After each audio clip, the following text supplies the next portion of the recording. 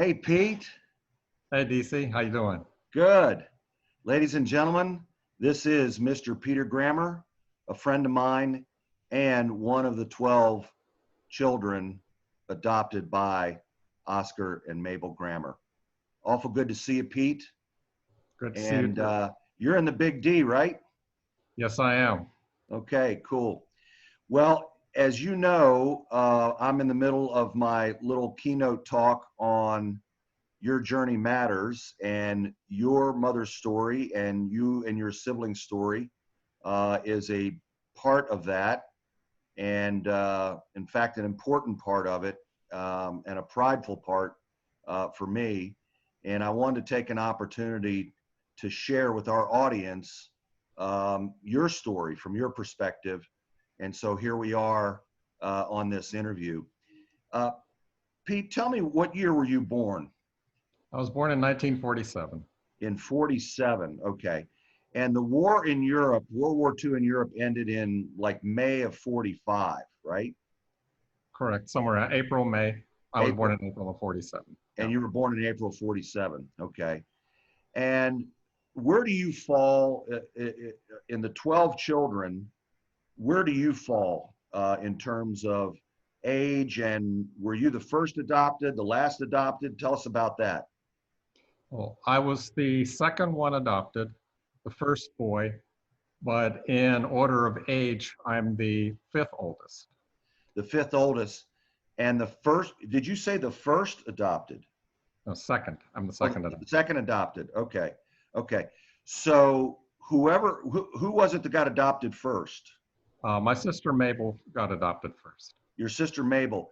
So did you ever congratulate Mabel for it working out, and then they decided that, okay, this is going to be okay, we can go ahead and adopt again? Uh, I don't know. I mean, my memory doesn't Quite go go back that go far. back. Well, it goes back pretty far.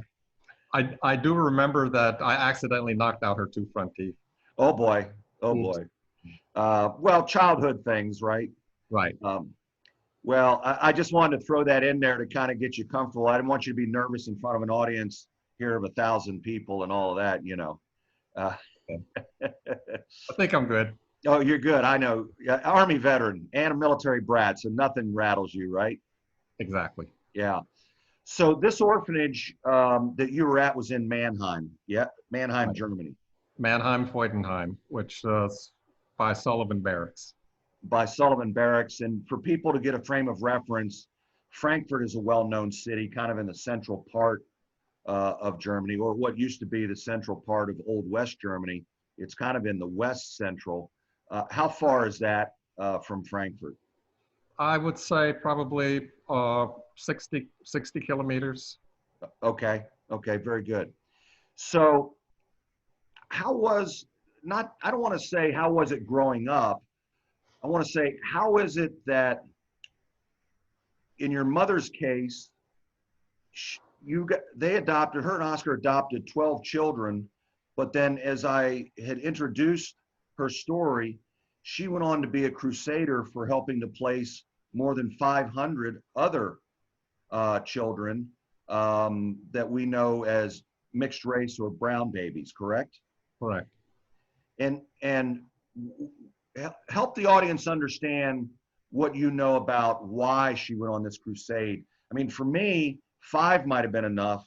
12, that's like sainthood. So help the audience understand at least what you know about it. Right.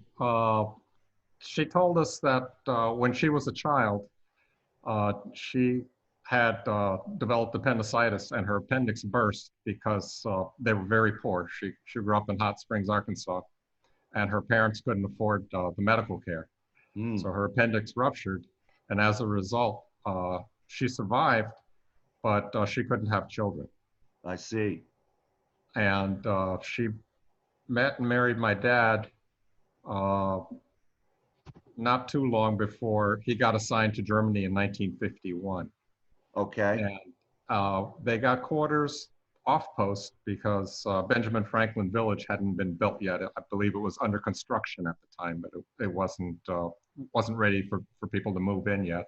So I they had see. quarters off post for them. And apparently my dad had to go to the field quite often for extended periods of time. And so my mom was alone, didn't speak the language, uh, and was suffering from depression. I see. And she got sick while she was in Germany. And when she was recovering, she was pretty religious. She was a practicing Catholic. Uh-huh. And she went to church, and one of the nuns in the church asked her what was wrong because she obviously looked kind of distressed, I suppose.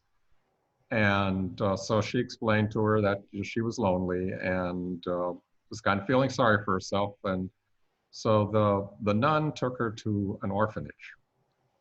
And in the orphanage, there were a few children like myself, mixed race babies in the orphanage. And I, I guess that, she just saw us, decided that we should be American citizens, not there in Germany in an orphanage, that we deserve better than that. And so she adopted my sister, Mabel, which I didn't know at the time, of course. I was Right. just 4 years old. And then shortly after that, she adopted me. Wonderful. Now, did all you and all your siblings adopted from the same orphanage? No, actually, there were four of us from that orphanage there in Mannheim. And the others came from other orphanages throughout Germany. Okay.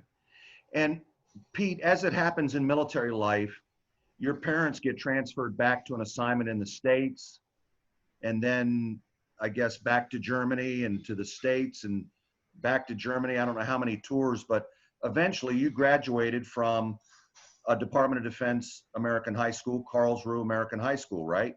I did. And what year was that? I graduated in 1965. Very good. It's interesting because I graduated in 75, 10 years later from a Heidelberg American High School. And then, of course, here we are years later. We met in a reunion through Overseas Brats. Uh-huh. Tell our audience a little bit, if you will, about how your journey from an orphanage of mixed race, African American and German, adopted, and not only American high schools in the U.S., but the DoD schools, and then you're an Army veteran. So I know the Army shaped part of my lens, but what have you looked back on and said, this is how my lens was shaped, and this is why my lens was shaped this way? Well, it all began with my parents and the example they set and the values that they not only instilled, they pretty much insisted on, and and enforced, in the 1940s, 1950s type of discipline, which was a little bit different in those days than it is now. But those made my transition from high school into the Army very easy because I was used to it was don't get me wrong, it was a loving atmosphere, but with 12 kids, you can imagine you have to have discipline and order. And so we were used to that. We were used to doing chores. My dad was a perfectionist and insisted that I do things over and over again until I got it to, where he was satisfied that it was done properly. And so those values carried over very easily in the Army. And I do remember when I went to basic training in 1965, in August of 1965, I was one of the few people at the time that looked like he was happy to be there. Yes, in 1965, right?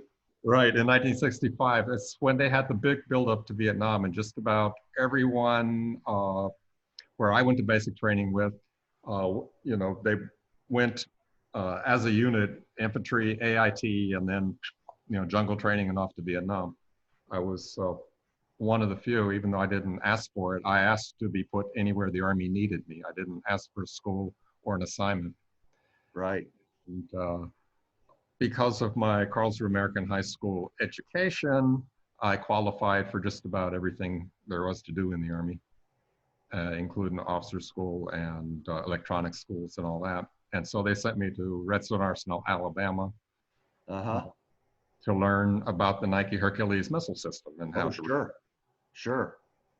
But anyway, it was, yeah, it's just the Army brought to reinforced all of the things that my parents instilled in us, the loyalty, the discipline, the work ethic, all of those things. Because in the Army, I was exposed to different personalities, uh, you know, uh, people just at different levels, education-wise, culturally, whatever. I was exposed to all of that.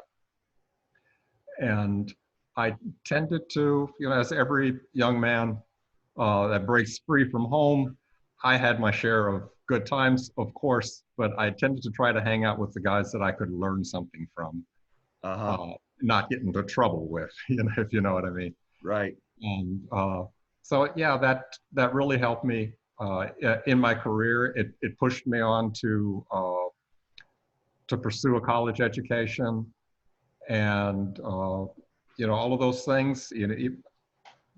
Helped me in my career to advance as far as I did, and then afterwards got me into a job where I was able to support my family, give them a good quality of life, and just everything my parents told me were true. If you work hard, uh, if you're law-abiding, you get an education. That yeah, being black uh, is an obstacle that has to be overcome, but those qualities made overcoming that obstacle relatively easy for me. I have to be honest. That's interesting. And so it sounds to me like being adopted and being of mixed race was maybe less influential on your life than your family environment and the military discipline, and then, of course, later your own active duty service. Do you often think about your European German roots? I do. Uh, One of the things that my parents insisted on was that we maintain, uh, at least to some extent, our European heritage. Uh, when you're a kid, you learn languages very quickly and you forget languages very quickly. Yeah, right. I forgot what little German a 4-year-old can speak almost immediately, because I got put into an environment where I had to speak English because I was preparing to go to an American school. And, but they wanted us to uh, maintain that heritage. So I remember after we came to the States, our second summer in the States, they hired a German tutor to give us German lessons so we could Be ready refresh for the next. ourselves. Be ready for the next tour. Yeah, in the language. Yeah. Right. Do you And find? Do so, you? Go ahead. Go ahead. yeah, so I kept that up. I started taking German in the 7th grade, and I took it every year until I graduated from high school, and I took it for 2 years in college. And then, my 11 years being there, living off post in Germany, just, yes, made me pretty proficient. So That's wonderful. Does that? It seems like you have a sense that you enjoy as a result of those experiences and your own genetic heritage. And your parents' encouragement of that. It seems like you have more of a curiosity and an acceptance of interacting with and learning about different cultures, whether it's other European cultures or Asian cultures or Middle East cultures. Is that a fair assessment? that's point on. That's a very fair assessment. Wonderful. I really value uh, being open-minded. I enjoy different cultures. I love the street I live on because uh, I have a Puerto Rican family on one side, a Vietnamese family on the other side, African family down the street. We have just, every nationality practically is represented on our street. I love living in that environment. I loved the 22 years that I lived in Germany. I loved that time over there. And I also deeply love the United States and living here. Wonderful. So Well, Pete, I'm open to anything. I know you are because we've spent a lot of time in fellowship at these reunions together. And uh, I did not know your mother's story or your story until we met. And I think that I'm a better person for knowing your story, understanding your story. And I love your story and I love you. And I want to thank you for being with us today. Same here, DC. Pete, I'll see you soon, buddy. Okay, sure will. All Thank you. righty. Bye bye. Bye.